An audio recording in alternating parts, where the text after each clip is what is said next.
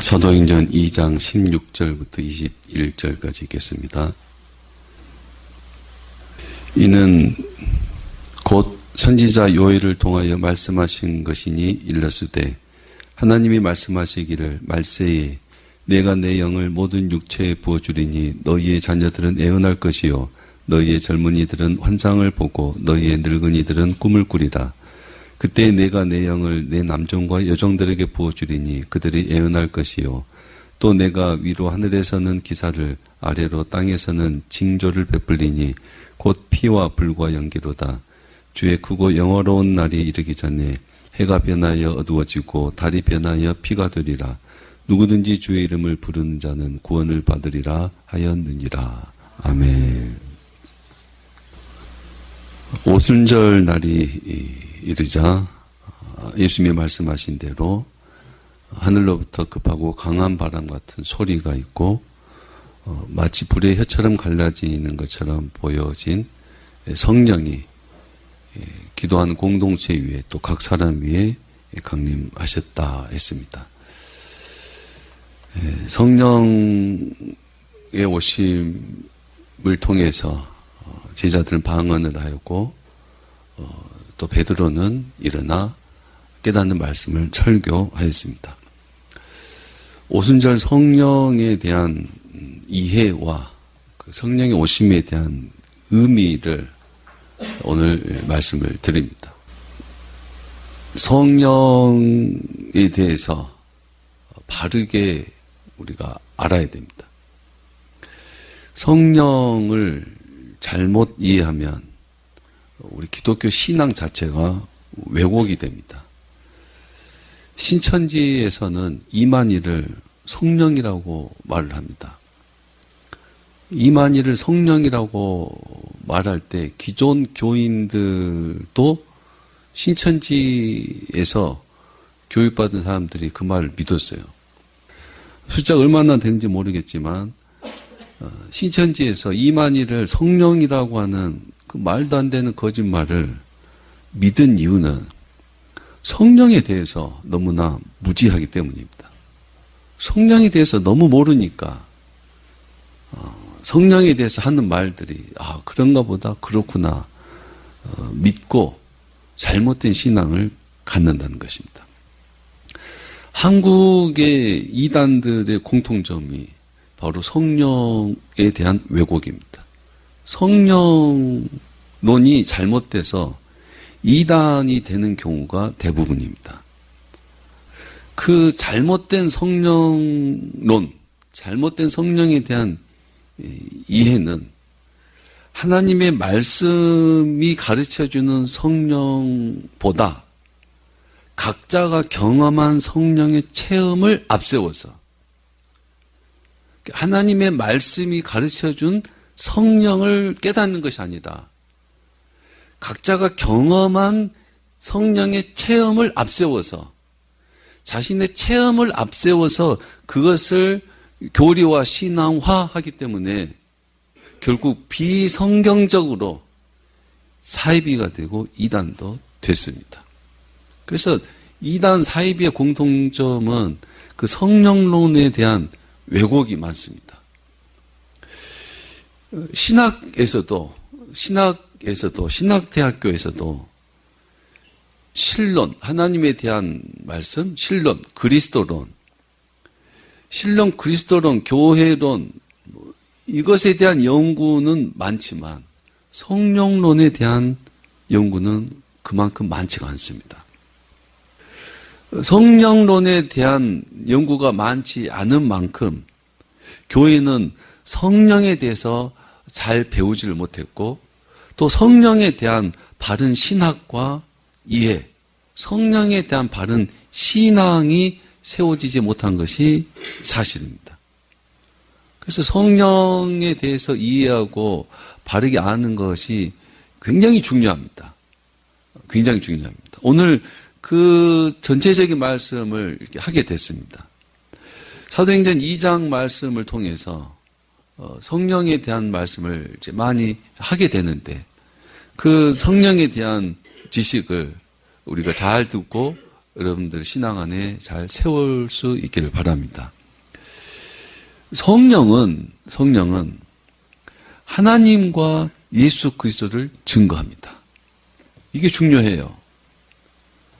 성령은 방언을 하게 하고 병을 고치게 하고 능력을 행하게 하고 이게 아니라 성령은 하나님을 증거하고 예수 그리스도를 증거합니다.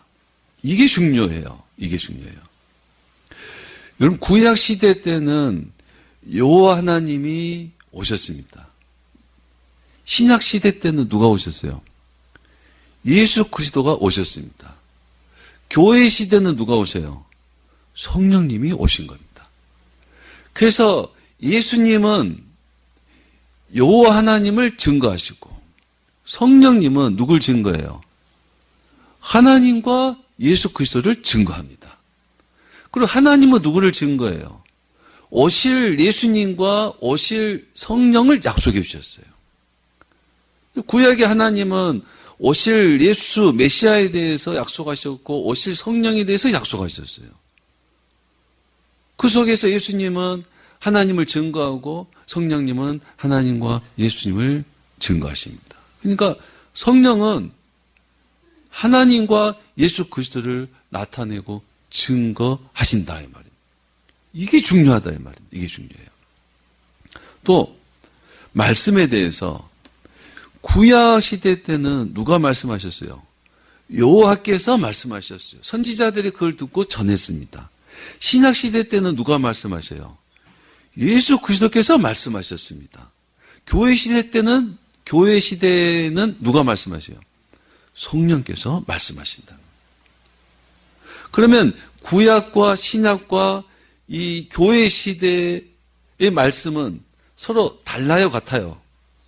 다 같습니다. 완전히 동일한 말씀입니다. 그래서 예수님은 구약의 말씀을 신약에서 인용하시고 신구약의 말씀을 성령께서 깨닫게 하시고 그래서 성령 안에 성령 충만한 바울 서신으로 주신 하나님의 말씀은 어디와 똑같아요? 구약과도 같고 신약과도 똑같은 말씀입니다.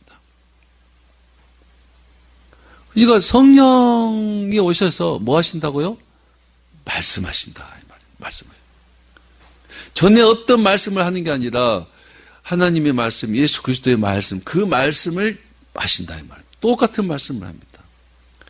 근데 성령의 감동이 돼서 성경에 없는 말을 해요. 근거를 어디다 두냐면 성령께서 감동하셨다는 거예요. 성령께서 말해줬다는 거예요. 그럼 뭐가 된다고요? 사이비가 된다 이 말입니다. 성령은 우리에게 말씀하시되 성경에 없는 말씀을 다른 말씀을 하는 게 아니라 하나님이 말씀하셨던 것을 예수님이 말씀하셨던 것을 말씀하십니다. 달리 말하면 그 말씀을 깨닫게 하는 것이 성령이다 이 말입니다. 역사에 대해서요. 역사하셨다 이 말은 일하셨다 이런 뜻입니다. 하나님이 역사하셨다 이 말은 하나님이 일하셨다 이런 뜻이에요. 구약 시대 때는 누가 역사를 하셨어요? 여호와께서 역사하셨어요.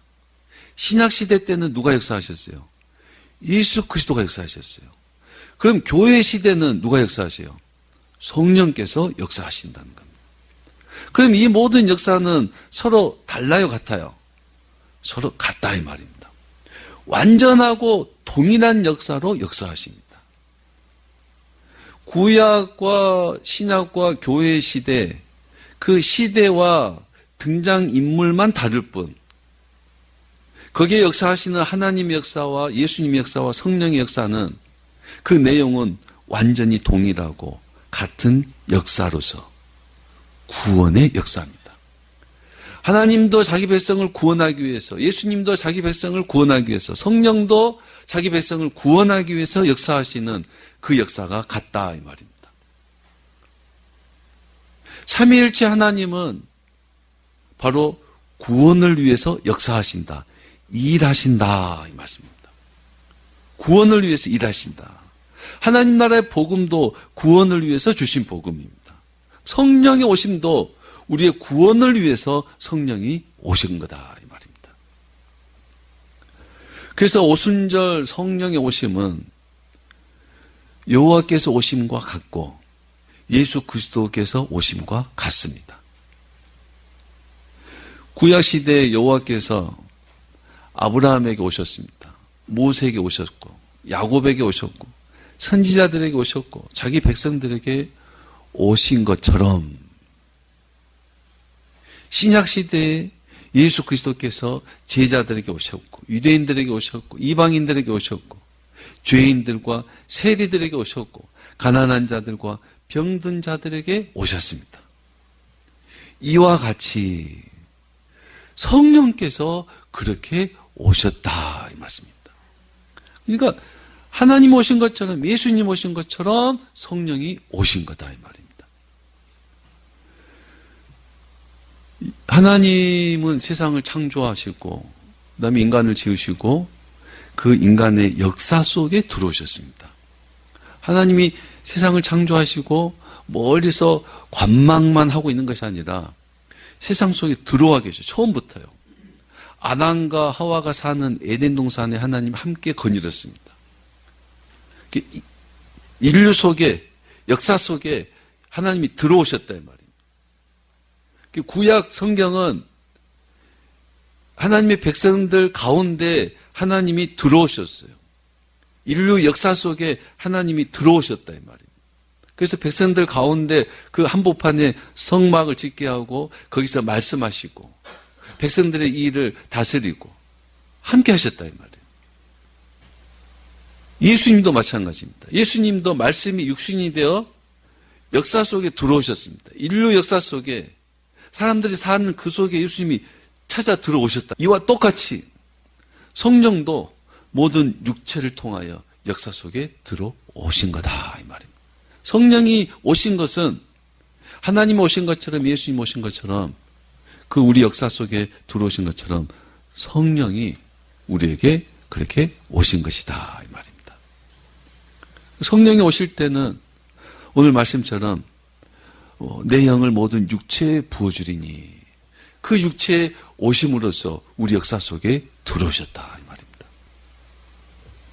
이 일에 대해서 성령 충만한 베드로가 요에서 말씀을 인용하고 있는 겁니다.